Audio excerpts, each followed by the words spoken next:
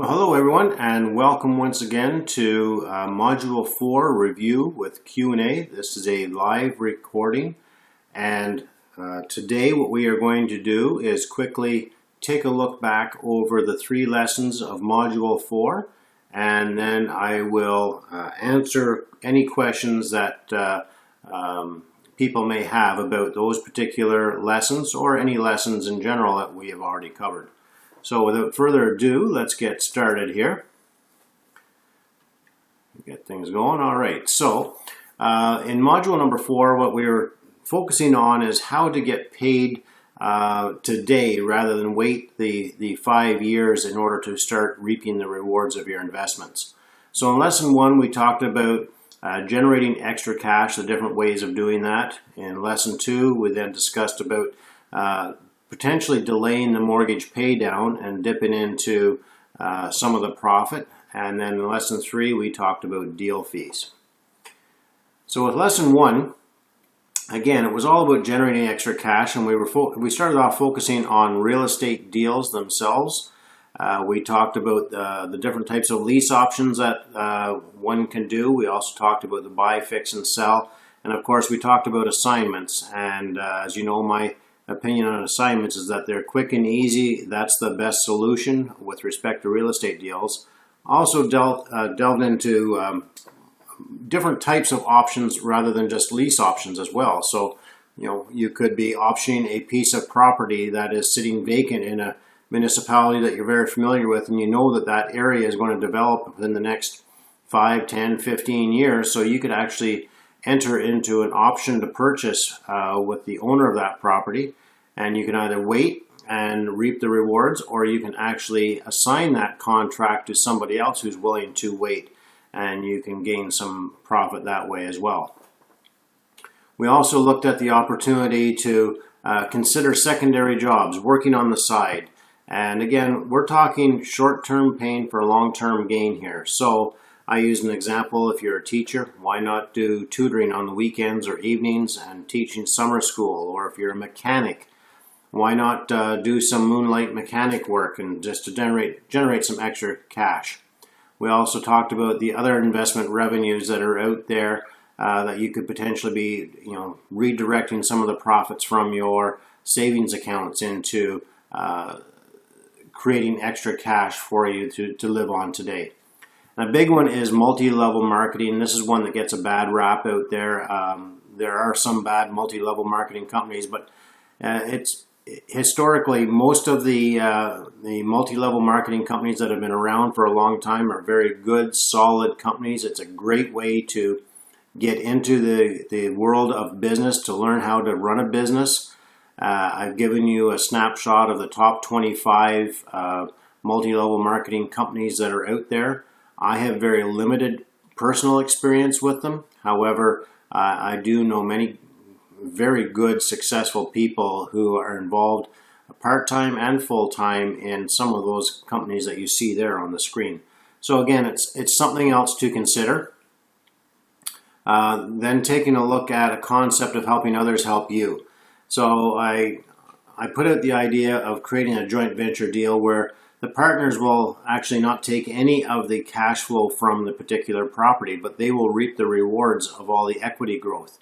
So as a result, the partner could realize a return of 17% annually. So this would be perfect for a doctor, a lawyer, some very busy, high-income earner who understands the value of investing in real estate, but they don't have the time nor energy to get involved.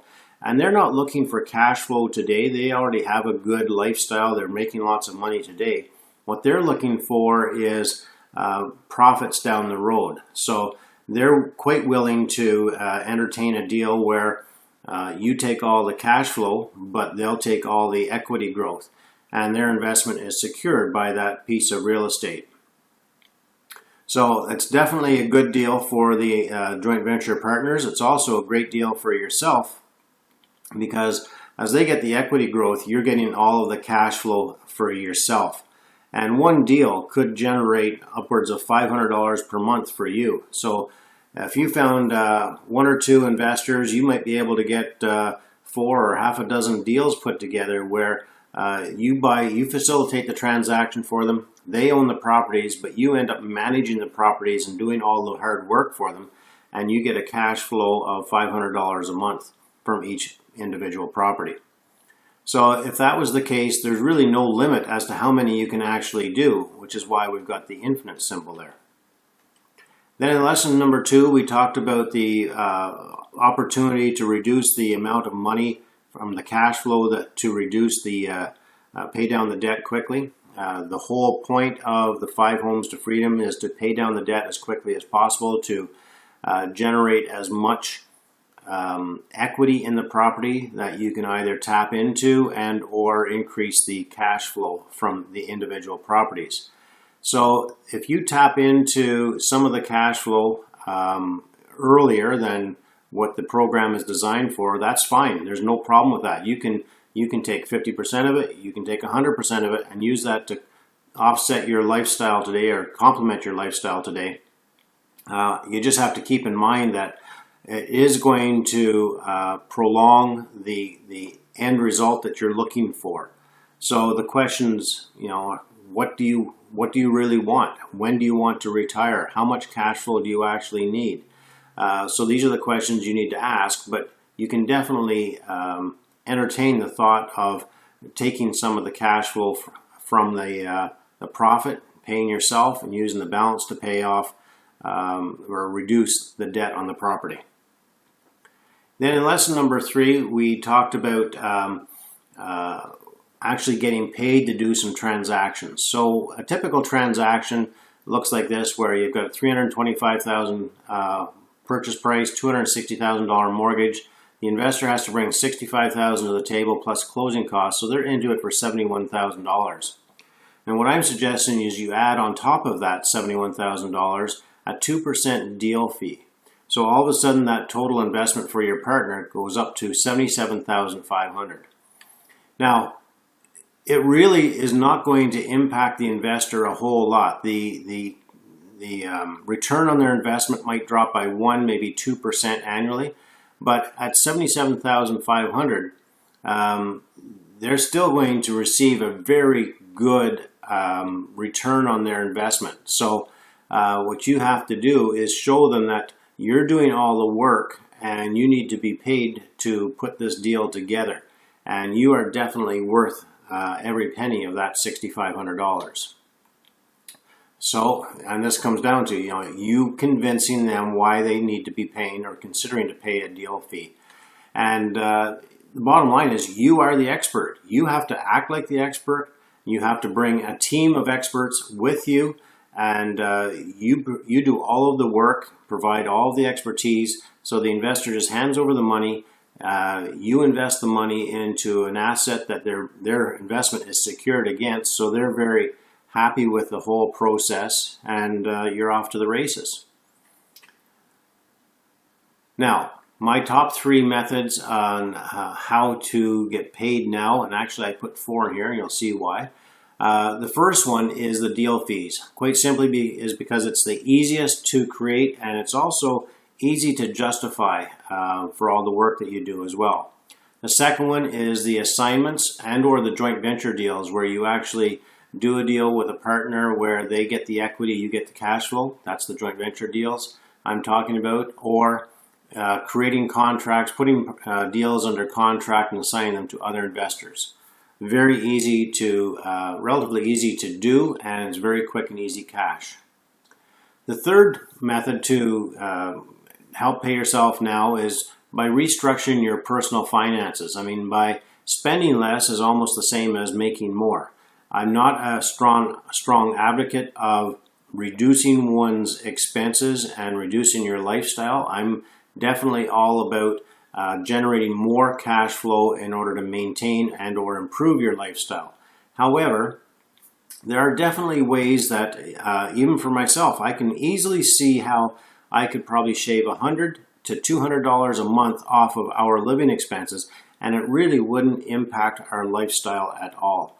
And those savings is almost the same as making $100 to $200 extra a month.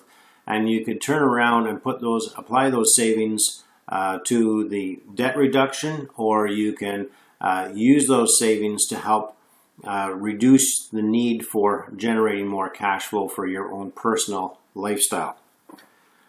Then I put number 4 as the multi-level marketing, and the reason why I included this, and I'm sort of a toss-up between number 3 and number 4. Actually, number 4 is my preference, because this is a way to actually grow a business, generate more cash flow, improve your lifestyle, rather than look at cutting back. As I said, I don't like the idea of cutting back. The challenge with a multi-level marketing company is that it doesn't generate cash quickly. It's a great business to learn how to run a business. It's a great business to generate cash flow. But it's going to take you a year to 2 years to get it to the point where it's actually generating anything of any significance. Now, I do know several people personally who, within their first year, they were generating the equivalent of about $10,000 a month in income from their multi-level marketing business. But they were focusing all of their time and attention at growing that business. Realistically, it would take you several years of consistent work and attention to growing that business in order to get it to the point that you're going to have a significant income being generated. And that's why sort of a toss-up between number 4 and number 3, because with the restructuring of your personal finances, you can see a much quicker return on your time and energy at focusing on reducing your expenses. All right, so that is the review of lesson number 4. So we'll get into the Q&A part now. And I've had several questions sent in earlier, so I will start off with those questions. And then as I go along, if anybody has any questions, they can just send them ahead into me. All right, actually I'm going to, no, I guess that's it. Okay. So could I actually recommend a multi-level marketing company? Well, as I mentioned before, and actually I'm just going to go right back to that slide near the beginning here. All right, this particular slide here. So there's the top 25 according to the internet. I'm not any expert on multi-level marketing. I have been involved in the one multi-level marketing called ACN. I believe it to be a really good company. I haven't been doing a whole lot with it myself personally, though, just because I'm too busy with other things and I'm not spending the time and energy on that to grow it properly. Now, having said that, I know several of my students who are involved with ACN and they're doing quite well. I actually have a business partner who's involved with ACN and doing extremely well with it. And she's actually the person that introduced Dave and myself into ACN. So that company has been around a long time. It's growing. They've got a good team structure behind them, and that's extremely important. Whatever MLM marketing company you're looking at, you want to make sure that the structure is sound and there is a very good support team behind you. I also know, I don't see it on the sheet here or on the screen here, a company called Evolve. Don't know a whole lot about the company itself, but I do know several people who are involved with the MLM company called Evolve, and these are very stand-up people. They would not get into it and or stay in it if they did not see the value and if they were not experiencing the success of that particular company. So I would suggest taking a look at Evolve and see if that's something that resonates with you as well. Avon is another big one. I know a friend of mine, his wife is an Avon rep, and if she's not the top in Canada, she's the top in Alberta for sure, sales rep for Avon, and she does extremely well with that particular company. And a lot of those other ones that you see on the screen there, I've certainly heard of them, but I'm not in a position to say yay or nay to any one of them. So that's pretty much all I have to say about the multi-level marketing. Okay, so question from Charmaine here. How would you convince a joint venture partner to invest $70,000 for 5 years and how to pay them back at the end of it? Well, the first thing I would say is that the word convince is not a very good word to use because that almost has a negative connotation to it. I mean, if you have to convince somebody to invest with you, then I think that's the wrong person to invest with. You want to attract people who want to invest with you. So it's actually a lot more appealing and attractive to have people come to you and ask to invest with you. Now, I'm not a big in-your-face salesperson type of individual, so if I'm out in a networking event, I'm not going to be out there pushing myself. So I think I can relate to most people's fears, concerns about raising capital. The best way that I have found to raise capital, this sort of ties in with another question I have here about how would I approach people I know about becoming joint venture partners. So the way that I would do it is I would educate these people. And to educate them, you can do it through a variety of different means. For example, when I moved back from my time out west, I was away from my roots here for about 3 years. So when we came back, we hosted a barbecue in our backyard, and we invited about 100 people, and out of the 100, approximately 45, 50 people showed up. And we weren't selling anything. We weren't promoting anything other than ourselves. What we did was we just wanted to have a party. We're home. We're back. This is what we were doing. This is what we're going to be doing. If anybody has any questions, we would love to sit and talk with you. And that was it.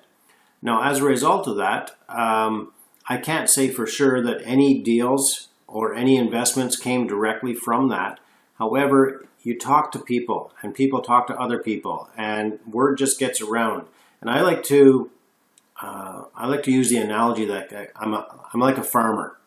Every seed that I plant does not grow into a plant, a full-fledged plant. So I have to plant lots of seeds, knowing that only a certain percentage of those seeds are going to actually grow into anything significant. As well, I have to keep nurturing those seeds. I have to water them. I have to take care of, pull the weeds out. So that's the way I look at my method of raising capital. I'm constantly talking to people, planting seeds of thought. And those seeds of thought are planted through something like a barbecue, just introducing people to what it is you're actually doing and why you're doing it.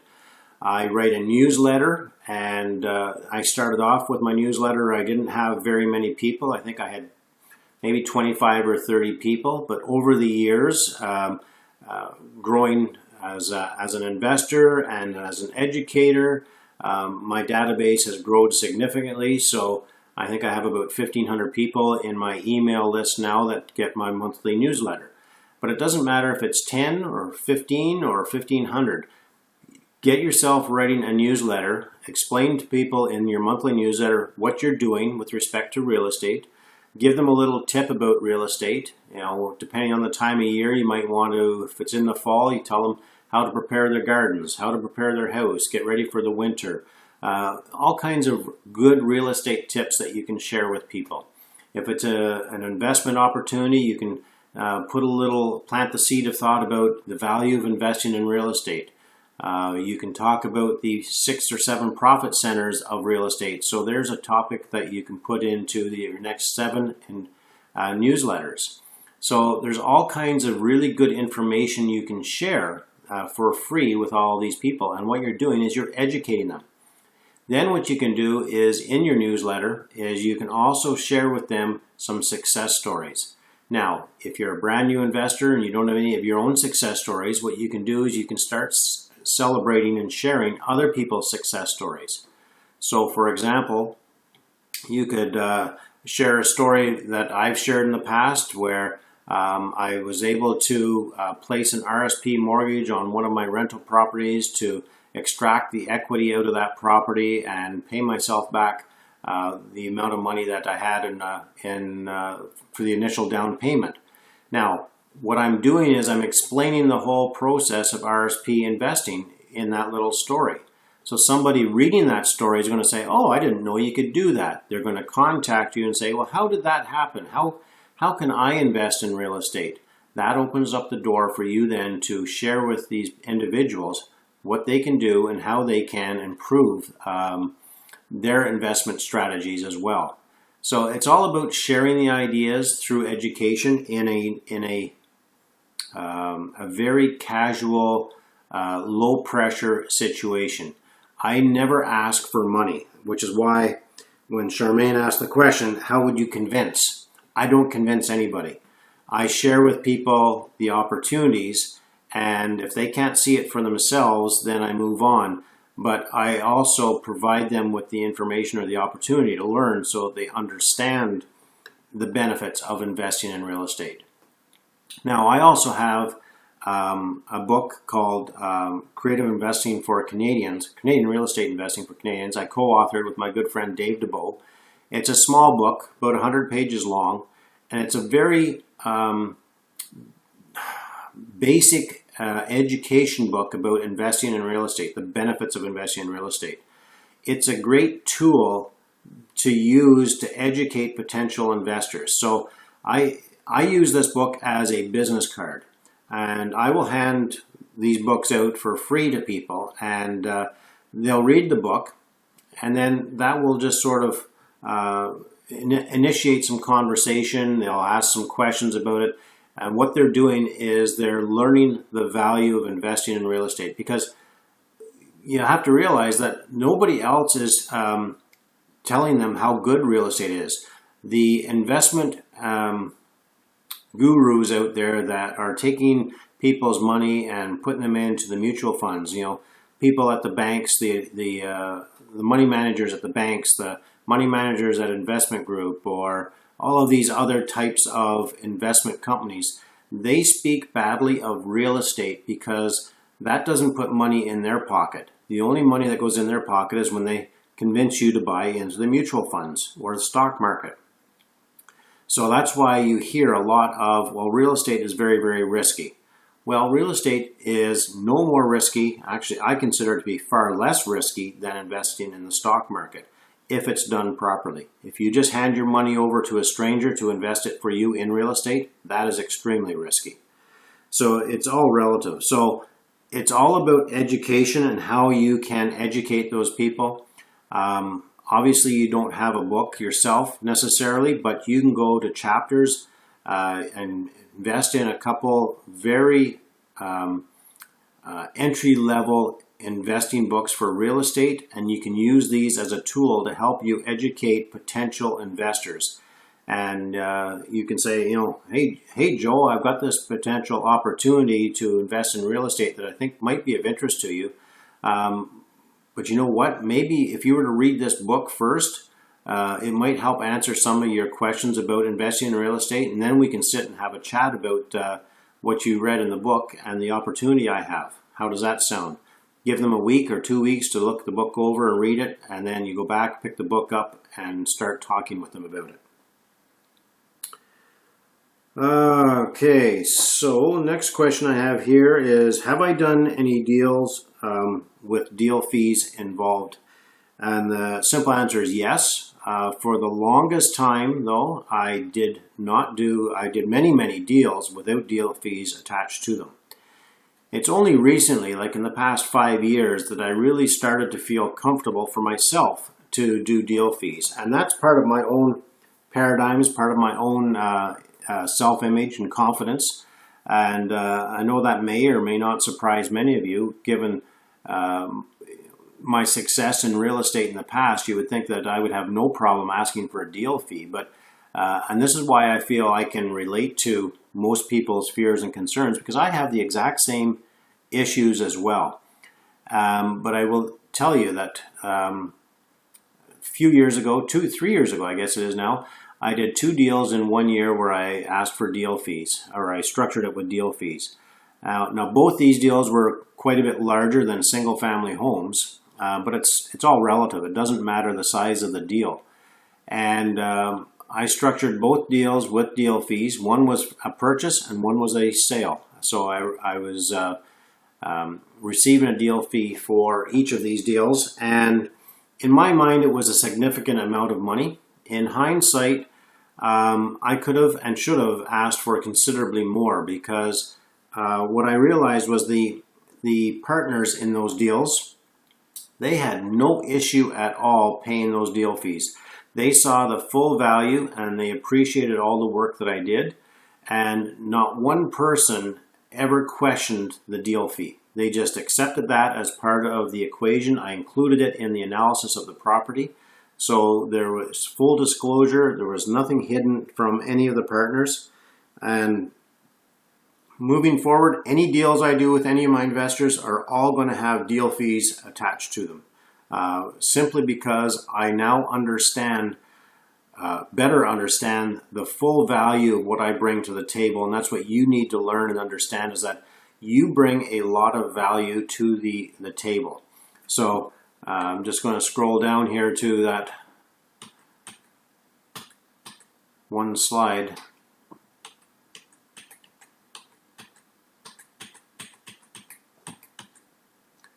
Yeah, it's this one right here. You are the expert. You have to believe. The first person you have to convince is yourself. Once you've convinced yourself that you are the expert, then the rest is easy, because you're going to surround yourself with a team of experts. You're going to have the lawyer who's done these deals before. You're going to have the real estate agent who knows exactly what they're doing with respect to the deals. Everybody you bring to the table is a team member with expertise, and you are like the conductor of an orchestra, where you are just bringing everything together and making sure everything runs smoothly. So the investor themselves, they're too busy to be doing all this. They don't want the headaches and hassles. They're more than happy to have you take care of everything, and they realize there's going to be a cost to that. It's incorporated into the whole project, and you're off to the races. So it's a perfect way to generate some quick and easy cash. I won't say necessarily easy, because you are going to work for it, but it is another way to generate some cash. Now there is one last question here, which I questioned whether I should answer it in this call or not. However, I am going to, because there's a lesson that we can take out of it, and it's a rent-to-own question.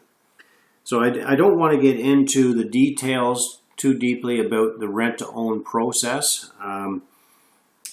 So the question is this: in a higher appreciating market, say it's in the 5 to 10% range, would I do a 3 to 5% appreciation on my rent-to-own contract and allow the tenant buyer to reap the rewards of the higher appreciation if they were to close on the deal in the future?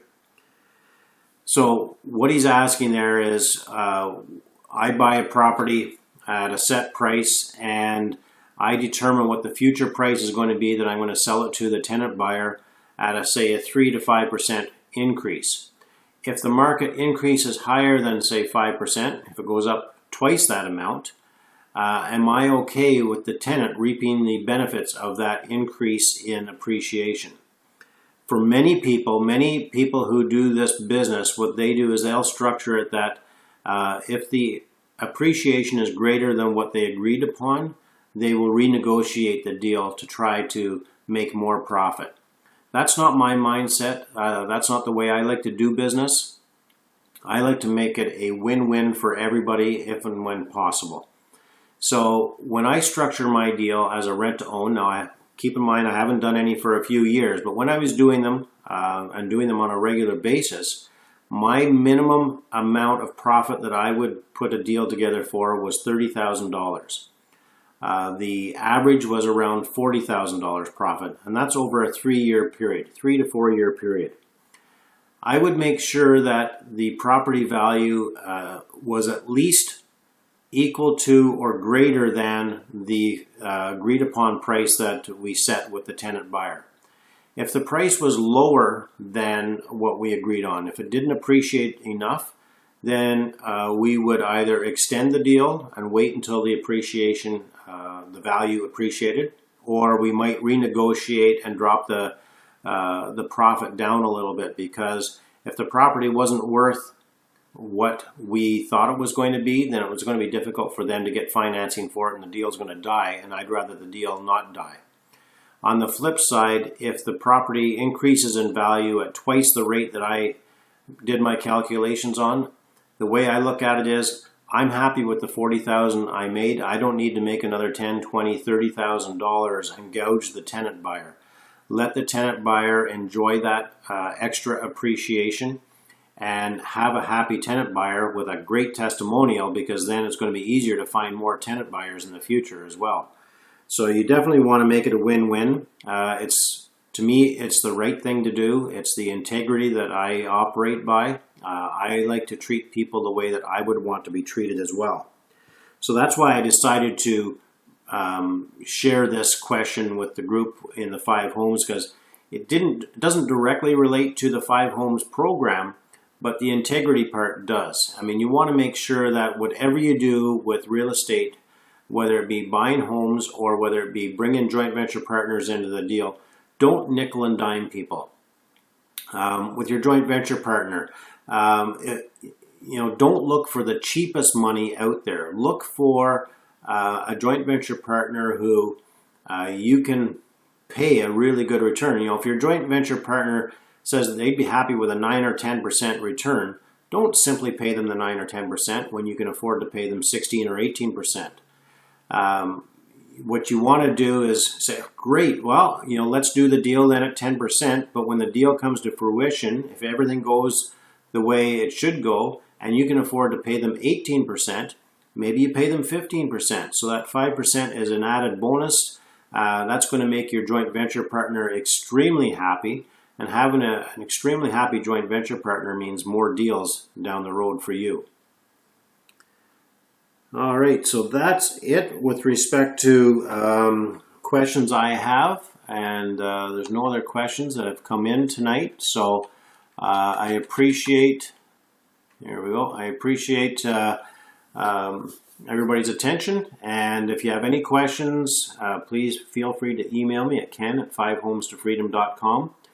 And the next lesson, lesson 5, has been released now, so it is available to everybody. The next module. There's 3 lessons inside that module, and lessons number 2 and number 3 are a little intense with respect to numbers. So if you are not a number-oriented individual, please don't get overwhelmed and ignore those lessons. Go through them. I believe that I've broken them down so that they're easily understood.